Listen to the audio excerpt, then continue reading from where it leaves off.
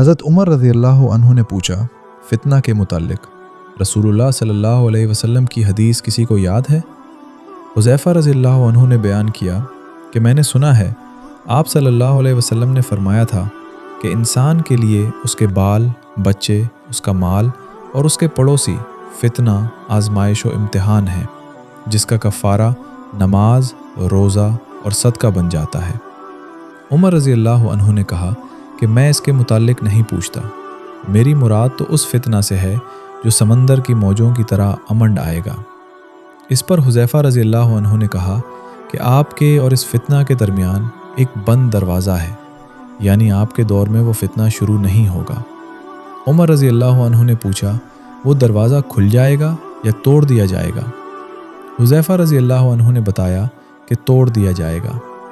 عمر رضی اللہ عنہ نے فرمایا کہ پھر تو قیامت تک کبھی بند نہ ہو پائے گا۔